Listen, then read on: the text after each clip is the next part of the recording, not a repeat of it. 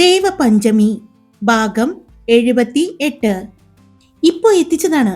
ഇപ്പൊ നിനക്ക് വേണ്ടി സ്പെഷ്യലായിട്ട് നീ എന്റെ ആര്യന്റെ കണ്ണുകളിൽ നോക്കി പ്രണയത്തോടെ നൃത്തം ചെയ്തില്ലേ? ആ സമയത്ത് ഞാൻ നിനക്ക് വേണ്ടി എത്തിച്ചതാണ്. നീ ഒന്ന് കഴിച്ചു നോക്കൂ. പറഞ്ഞതോടൊപ്പം തന്നെ അവൾ പഞ്ചമിയുടെ കവിളിൽ കുത്തിപ്പിടിച്ചു. പഞ്ചമി പേടിയോടെ അവളെ തള്ളി മാറ്റാൻ ശ്രമിക്കുമ്പോൾ ശ്രേയ അവളുടെ കവിളിൽ കുത്തിപ്പിടിച്ചുകൊണ്ട് ഭിത്തിയിലേക്ക് ചേർത്ത് നിർത്തി. അവളുടെ ദേഹത്തേക്ക് അമർന്നു നിന്നുകൊണ്ട് മറു കൈകൊണ്ട് ബോട്ടിൽ തട്ടി. മൂടി തുറന്നതും പേടിയോടെ പഞ്ചമിയുടെ കണ്ണുകൾ നിറഞ്ഞൊഴുകി തുടങ്ങി. ശ്രേയ അത് അവളുടെ വായിലേക്ക് ഒഴിക്കാൻ പോയതും വാഷ്റൂമിന്റെ ഡോറ് പൊളിഞ്ഞു വീണു. പഞ്ചമിയുടെ കണ്ണുകൾ വാഷ്റൂമിന്റെ ഡോറിനടുത്തേക്ക് പോയെങ്കിലും ശ്രേയ അങ്ങോട്ട് പോലും നോക്കാതെ ആ കുപ്പി പഞ്ചമിയുടെ വായിലേക്ക് കമിഴ്ത്തി. പെട്ടെന്നാണ് ശ്രേയ വാഷ്റൂമിലേക്ക് തെറിച്ചു വീണത്. പെട്ടെന്നായതുകൊണ്ട് അവൾ ഭിത്തിയിൽ ചെന്ന് തലയിടിച്ച് വീണു. ആ സമയം തന്നെ ആര്യൻ പഞ്ചമിയെ വലിച്ച് അവന്റെ നെഞ്ചിലേക്ക് ചേർത്തിരുന്നു. അവളുടെ മുഖം പിടിച്ച് ഉയർത്തി അവൻ നോക്കി. അവൻ അവളുടെ വായിലേക്ക് നോക്കി. ഇല്ല, വീണില്ല, അവൾ പറഞ്ഞു. അവളിലെ കിതപ്പ് അവന് മനസ്സിലാവുന്നുണ്ടായിരുന്നു. അവൻ അവളെ പെട്ടെന്ന് തന്നെ പൊതിഞ്ഞു പിടിച്ചു. പിന്നെ അവളുടെ ചുണ്ടിൽ അമർത്തി ചുംബിച്ചു. നിലത്തേക്ക് തെറിച്ചു വീണ ശ്രേയ തലയിൽ കൈവച്ചുകൊണ്ട് അതെല്ലാം കണ്ട് കത്തുന്ന കണ്ണുകളോടെ നിന്നു. എന്താ എന്താ പറ്റിയത് എന്ന് ചോദിച്ചുകൊണ്ട് വേദ അങ്ങോട്ട് വരുന്നത്. അപ്പോഴാണ് തലയിൽ കൈവച്ചുകൊണ്ടിരിക്കുന്ന ശ്രേയയെ കാണുന്നത്. വേദ താഴെ കിടക്കുന്ന ശ്രേയയിലേക്കും പിന്നെ പഞ്ചമിയെ ചേർത്ത് പിടിച്ചു നിൽക്കുന്ന ആര്യനിലേക്കും ഒന്ന് നോക്കി. ആര്യന്റെ മുഖം കണ്ടിട്ട് വരദയ്ക്ക് പേടി തോന്നി. ഇത്രയും നേരം കണ്ട ആര്യനല്ല എന്ന് അവൾക്ക് മനസ്സിലായി. അവൾ പേടിയോടെ അവന്റെ നെഞ്ചിൽ പതുങ്ങി നിൽക്കുന്ന പഞ്ചമിയെ ഒന്ന് നോക്കി.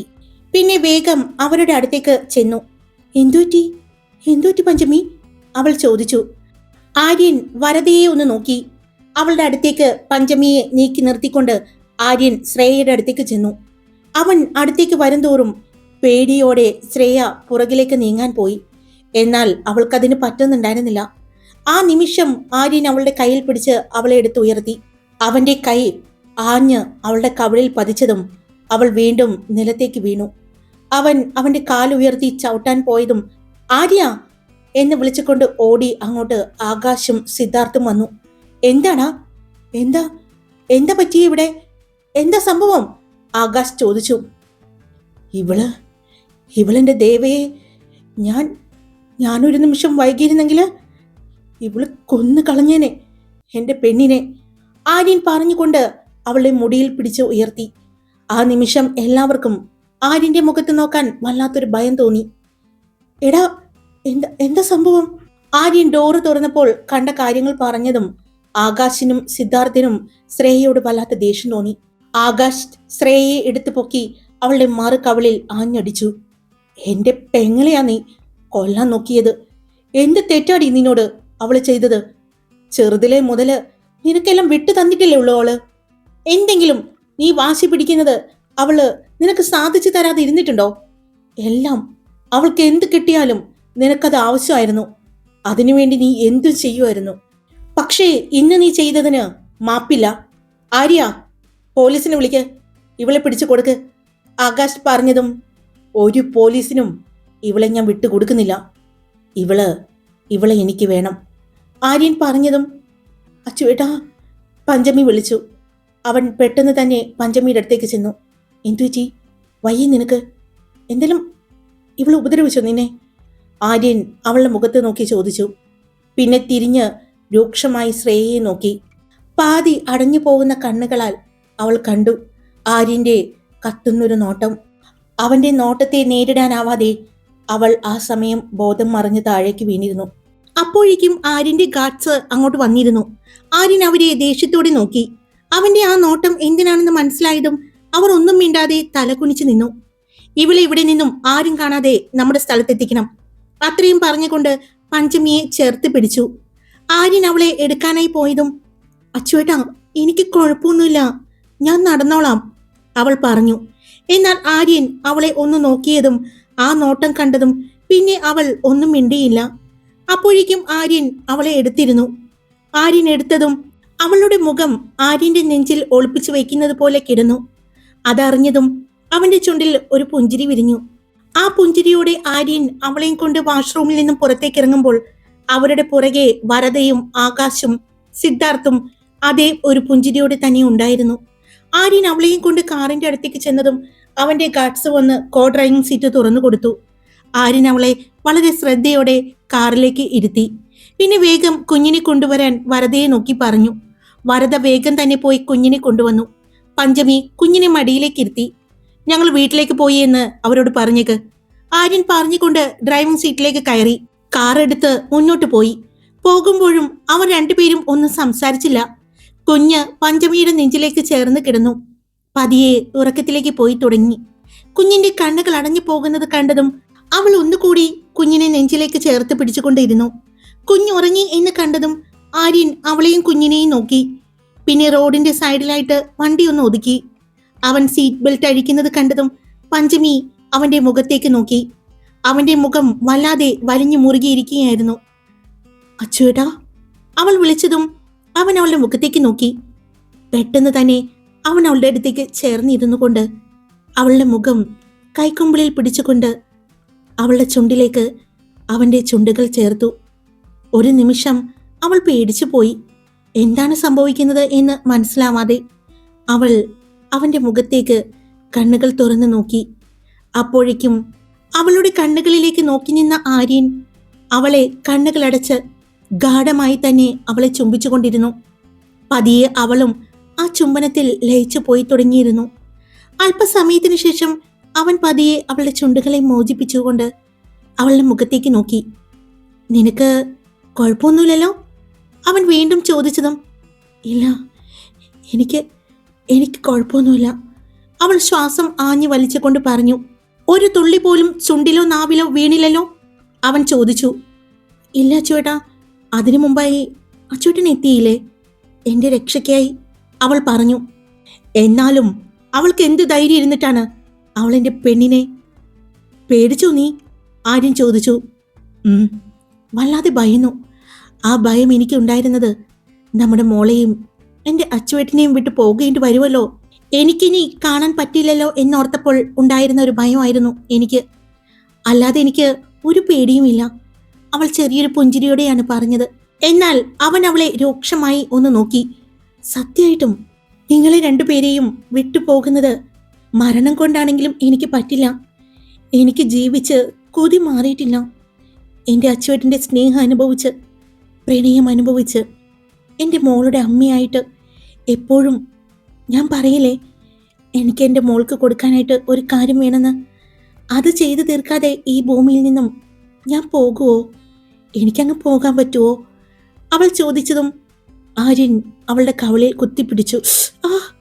അവൾ എരിവ് വലിച്ചതും ആര്യൻ അവളുടെ കവിളിൽ നിന്നുള്ള പിടുത്തം മാറ്റി അവളുടെ കവിളിൽ നോക്കി. അപ്പോഴാണ് അവളുടെ ഒരു കവിളിലായിട്ട് ശ്രേയയുടെ നഖത്തിന്റെ പാട് കാണുന്നത്. പെട്ടെന്ന് തന്നെ അവൻ അവളുടെ മുഖം ചരിച്ചു നോക്കി. അതുപോലെ തന്നെ ഒരു പാട് അവിടെ കണ്ടതും ആര്യൻ ദേവയെ നോക്കി. അത് പിന്നെ നഖം കൊണ്ട് അപ്പം മുറിഞ്ഞതായിരിക്കും, അവൾ പറഞ്ഞു. അപ്പൊ തന്നെ ആര്യൻ ഫോൺ എടുക്കുന്നത് കണ്ടതും അയ്യോ എന്റെ ഡെവിളെ, അല്ലെങ്കിൽ തന്നെ ശ്രേയയ്ക്ക് ഇനി എഴുന്നേറ്റ് നിൽക്കാൻ പറ്റുമെന്ന് എനിക്കറിയില്ല. അതിനിടയിൽ ഇതിനും കൂടി പകരം വീട്ടണ്ട, അവൾ പറഞ്ഞു. നീ കൊടുക്കണ്ട എന്ന് പറഞ്ഞാലും ഞാൻ കൊടുത്തിരിക്കും. ആര്യവീർ പുലിക്കാട്ടിൽ ആരെയും അനുസരിക്കില്ല. എനിക്ക് എന്റേതായ തീരുമാനങ്ങളുണ്ട്, ആര്യൻ പറഞ്ഞതും ആണോ? എന്താ സാറ് അങ്ങനെയല്ലല്ലോ എന്നോട് പറഞ്ഞത്. ആര്യവീർ വീരേന്ദ്രനെ അനുസരിപ്പിക്കാനും നിയന്ത്രിക്കാനും എന്നെ പറഞ്ഞു തിരുത്താനും നിനക്ക് പറ്റുമെന്ന് പറഞ്ഞിട്ട്, അവൾ കുറുമ്പോടിയാണ് ചോദിച്ചത്. ആര്യൻ അവളെ കണ്ണു കുറുക്കി ഒന്ന് നോക്കി. ഞാൻ പറഞ്ഞത് തന്നെയാണ് എന്ന് വെച്ച് അത് അസ്ഥാനത്ത് പ്രയോഗിക്കാൻ ഞാൻ പറഞ്ഞിട്ടില്ല. നീ പറഞ്ഞത് ന്യായമാണ് എന്ന് തോന്നിയ ഞാൻ അനുസരിക്കും, അല്ലെങ്കിൽ അനുസരിക്കില്ല ഞാൻ, അവൻ പറഞ്ഞു. അവൾ അവളുടെ വലത് കൈ കൊണ്ട് ആര്യന്റെ കയ്യിൽ പിടിച്ചു. അച്ചോട്ടൻ പേടിച്ചോ? എങ്ങനെ അറിഞ്ഞു ശ്രേയ അവിടെയുണ്ട് എന്ന്? പഞ്ചമി ചോദിച്ചു. നിന്നെ കാണാതായപ്പോ അന്വേഷിച്ചു വന്നതാണ്. ഇത്രയും സമയമായിട്ടും എന്തെടുക്കുവാ എന്ന് നോക്കി വന്നപ്പോ വേദ ഫോണിൽ സംസാരിച്ചുകൊണ്ട് വാഷ്റൂമിന് പുറത്ത് നിൽക്കുന്നത് കണ്ടു. എന്തോ മനസ്സിന് ഒരു അസ്വസ്ഥത തോന്നി എനിക്ക്. അപ്പോ എനിക്ക് നിന്നെ കാണണമെന്ന് തോന്നി. അതാ ഞാൻ അങ്ങോട്ട് വന്നത്. അതും ലേഡീസ് വാഷ്റൂമാണ് എന്ന് പോലും നോക്കാതെ അങ്ങോട്ട് വന്നപ്പോ ഉള്ളിൽ നിന്നും അവളുടെ സംസാരം കേട്ടപ്പോ ഞാനൊന്ന് ശ്രദ്ധിച്ചു. എന്തൊരു സംശയം, അങ്ങനെയാണ് ഞാൻ ശ്രദ്ധിച്ചത്. അപ്പോ അവൾ പറയുന്നത് കേട്ടുവോ? പഞ്ചമി ചോദിച്ചു. കുറച്ച് കേട്ടു. പിന്നെ ഒരു നിമിഷം പോലും വൈകിയില്ല. ഞാൻ വാതിൽ ചവിട്ടി പൊളിച്ചു. അവൻ പറഞ്ഞു. അവൾക്ക് എന്നെ വേണമെന്നായിരുന്നു ആവശ്യം അല്ലേ? ആര്യൻ ചോദിച്ചതും പഞ്ചമി അവനെ ഒന്ന് കൂർപ്പിച്ചു നോക്കി. അത് കണ്ടപ്പോ അവന് ചിരി വരുന്നുണ്ടായിരുന്നു. പക്ഷെ അത് പുറത്ത് കാണിക്കാതെ. ഞാൻ പറഞ്ഞില്ലേ, ഞാൻ അവിടെ കേട്ട കാര്യമാണ് പറഞ്ഞത്, ആര്യൻ പറഞ്ഞു. അങ്ങനെ ആർക്കും വിട്ടുകൊടുക്കാനല്ല ഞാൻ അച്ചുവേട്ടന്റെ കൂടെ കൂടിയത്. അവൾ വാശിയോടെ പറയുന്നത് കേട്ടതും അത്രയും നേരം പിടിച്ചു വെച്ച ആര്യന്റെ പുഞ്ചിരി പുറത്തേക്ക് വന്നു. പിന്നെ ഇതിപ്പോ തുറന്നു പറഞ്ഞത് ശ്രേയ മാത്രാണ്. പറയാത്ത എത്രയോ പേരുണ്ടെന്നറിയോ? പക്ഷെ ഈ മനുഷ്യന്റെ മുഖത്ത് നോക്കി പറയാനുള്ള ധൈര്യം ആർക്കും ഇല്ലാത്തത് കൊണ്ടാണ് ആരും ഒന്നും പറയാത്തത്. പഞ്ചമി പറഞ്ഞതും അപ്പോ എന്നെ ആർക്കും വിട്ടുകൊടുക്കില്ലേ? അവൻ ചോദിച്ചു. ഇല്ല, വിട്ടുകൊടുക്കില്ല. ഇനി അച്ചുവേട്ടന്റെ ജീവിതത്തില് വേറൊരു പെണ്ണില്ല. അതിനി ഞാൻ മരിച്ചു കഴിഞ്ഞാലും. അങ്ങനെ ആരെങ്കിലും വന്നാ ഇനി നിങ്ങള് മറ്റൊരു പെണ്ണിനെ കുറിച്ച് ആലോചിച്ചാ ഞാൻ രാത്രി പ്രേതായിട്ട് വരും. എന്നിട്ട് നിങ്ങളുടെ ചോര ഞാൻ കുടിക്കും, അവൾ പറഞ്ഞു. ചോര മാത്രമേ കുടിക്കൂ? ആര്യൻ കളിയാക്കിക്കൊണ്ട് ചോദിച്ചതും അച്ചുവേട്ടൻ കളിയാക്കണ്ട, ഞാൻ ശരിക്കും വരും. നിങ്ങൾ എന്റെയാ. അതിന് ജീവനോടെ ഉള്ളപ്പോഴാണെങ്കിലും ഞാൻ മരിച്ചു കഴിഞ്ഞാലും നിങ്ങൾക്ക് മറ്റൊരു അവകാശി വേണ്ട. എന്റെ മാത്രം ഡെവിളായ മതി നിങ്ങള്, അവൾ പറഞ്ഞതും അവൻ അവളുടെ മുഖം അവന്റെ മുഖത്തോട് അടുപ്പിച്ചുകൊണ്ട്, അതെ, എന്റെ ചോര കുടിക്കണമെങ്കില് എന്റെ ദേവ യക്ഷിയാവുകയൊന്നും വേണ്ട. അല്ലാതെ തന്നെ എന്റെ മോള് പല രാത്രികളിലും യക്ഷിയാവുന്നുണ്ട്. എന്റെ ചോര ഊറ്റി കുടിക്കുന്നുണ്ട്. അത് ഞാൻ അറിയുന്നുമുണ്ട്. ആര്യൻ പറഞ്ഞതും അങ്ങനെയാണെങ്കിൽ അച്ചുവേട്ടൻ ഡ്രാക്കുളയായിരിക്കും. എന്നേക്കാൾ കൂടുതൽ ചോര ഊറ്റുന്നത് അച്ചുവേട്ടനാണ്, അവൾ പറഞ്ഞു. അതെ, ഞാനാണ്. എനിക്ക് നിന്റെ ചോരയും നീരും എനിക്ക് ഒത്തിരി ഇഷ്ടമാണ്. നീ എൻ്റെ അല്ലേ? പിന്നെ നിന്റെ ഞാൻ എടുക്കുന്നുണ്ടെങ്കിൽ അതുപോലെ തന്നെ നീയും എടുക്കുന്നുണ്ട്. എന്റേതും ആവശ്യത്തിൽ അധികം, അവൻ പറഞ്ഞു. രണ്ടുപേരുടെയും ഇടയിലുണ്ടായിരുന്ന ആ വിഷമവും ദേഷ്യവും എല്ലാം മാറിയതായി തോന്നി ആര്യനും പഞ്ചമിക്കും ആ സംസാരം കൊണ്ട്. അതെ, ഇങ്ങനെ ഇവിടെ നിന്നാ മതിയോ? വീട്ടിൽ പോകണ്ടേ? അവൾ ചോദിച്ചു. പോകാലോ, എനിക്ക് പോകണമല്ലോ, ആര്യൻ ഒരു പ്രത്യേക രീതിയിൽ പറഞ്ഞതും അവൾ അവനെ ഒന്ന് നോക്കി. അവൻ അവളെ നോക്കി ഒരു കണ്ണ് ചെമ്മി കാണിച്ചതും ആ പറച്ചിലിൽ എന്തോ ഒരു പ്രശ്നമുണ്ടല്ലോ, അവൾ ചോദിച്ചു. ഉണ്ടല്ലോ. ഭഗവാൻ ശിവൻ അമൃത് പുറത്തു വരുന്നതിന് മുമ്പ് വന്ന കാളകൂട വിഷം സൃഷ്ടിയെ തന്നെ നശിപ്പിക്കുമെന്ന് ദേവഗണങ്ങളും പ്രപഞ്ചം മുഴുവനും ഭയന്നപ്പോ അത് ശിവൻ ഭക്ഷിച്ചു. അദ്ദേഹത്തിന്റെ ജീവനിൽ ഭയന്ന് പാർവതീദേവി അത് അദ്ദേഹത്തിന്റെ ശരീരത്തിൽ പ്രവേശിക്കുന്നത് തടയാൻ അദ്ദേഹത്തിന്റെ തൊണ്ടയിൽ വിഷം തടഞ്ഞു വെച്ചു എന്ന് ഐതിഹ്യമുണ്ട്. അങ്ങനെയെങ്കിൽ എനിക്കും ഒരു വിഷത്തെ ആവാഹിക്കാനുണ്ട് ഈ ശരീരത്തിൽ നിന്ന്, ആര്യൻ പറഞ്ഞുകൊണ്ട് അവളുടെ ചുണ്ടിൽ അവന്റെ വിരൽ കൊണ്ട് ഒന്ന് തൊട്ടുകൊണ്ട് വണ്ടിയെടുത്തു. പുലിക്കാട്ടിൽ വീട്ടിലെത്തിയതും ആര്യൻ ഡോറ് തുറന്ന് പുറത്തേക്ക് വന്നു. പഞ്ചമിയുടെ അടുത്ത് വന്ന് ഉറങ്ങിയ കുഞ്ഞിനെ കയ്യിൽ വാങ്ങി. കാറിൽ ഇരുന്നു കൊണ്ട് തന്നെ പഞ്ചമി കുഞ്ഞിന്റെ ഡ്രസ്സ് അഴിച്ചു മാറ്റിയിരുന്നു. അത്രയും വലിയൊരു ഗൗൺ മോൾക്ക് അസ്വസ്ഥതയുണ്ടാക്കും എന്ന് അവൾക്കറിയാമായിരുന്നു. ആര്യൻ പഞ്ചമിയെയും ചേർത്ത് പിടിച്ചുകൊണ്ട് മുകളിലേക്ക് പടികൾ കയറി. ആര്യൻ എത്തിയതും റൂമിലെ മാറ്റം കണ്ട് പഞ്ചമി ആര്യനെ നോക്കി.